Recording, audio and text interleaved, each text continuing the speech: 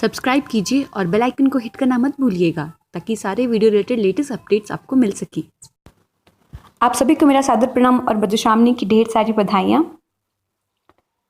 आइए आज 6ठे दिन की श्री गौरी के जन्म की कथा मैथिली में सुनते हैं।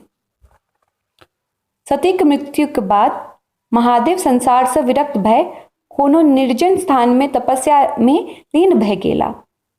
हुनका संसारक कोनो सुधि नहीं रही गेल। एही बीच राक्षस सब उपद्रव बहुत बढ़ी गेल। एही में तारकासुर परम पराक्रमी भेल।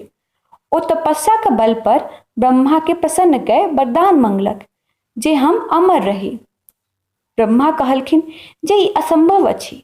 जे कोनो जन्म लेले छै तकर मरण अनिवार्य छैक।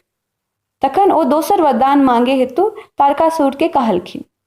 तो तारकासुर दोसर वरदान ई मंगलक जे हमर मृत्यु महादेवक पुत्र हाथों होय।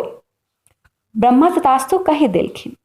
ई वरदान मंगवा में तारकासुरक ई उद्देश्य छल जे महादेवक स्त्री सती निसंतान मरि गेल छलथिन आ महादेव संसार से विरक्त भय गेल छथि त हुनक दोसर विवाहक कोनो संभावना नहीं छल। ते हेतु हुनक पुत्र हाथे तारकासुर के मरबाक कोनो प्रश्न नहीं छल, अर्थात ओ अमर रही जायत। तारकासुर देवता लोकनि के स्वर्ग से भगा देलक आ सभक राजा बनी गेल। यज्ञ जाप बंद कय देलक। मुनि सबके सताए लागल। सुंदरी स्त्री सबके अपहरण करे लागल। समस्त संसार में कोलाहल मची गेल। ओकर उत्पात से तंग आबि के देवता ऋषिगण सब ब्रह्माक ओतय उपस्थित भेला। ब्रह्मा हुनकर सभी के बात सुनी के कहलथिन, जखन जखन संसार में दैत्य दानव सब एही तरहक उपद्रव मचाबे लगे अछि तखन तखन आदि शक्ति महामाया महादुर्गा अवतार लय ओकरा सभक संहार कर दुनिया के उद्धार करैत अछि। अहाँ लोकनि जाहि महासंकट में छी ताहि उद्धारक लेल हुनकर आराधना करू। ओहे सती के रूप में जन्म लय महादेव से विवाह कैने छली।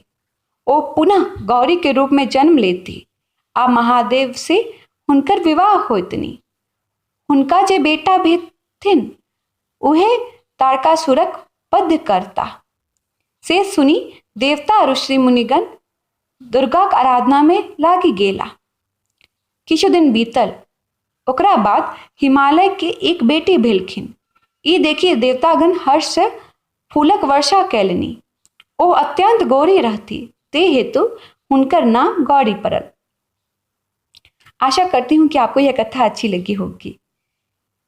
छठम दिन की आखिरी कथा काम दहन की अगले भाग में है।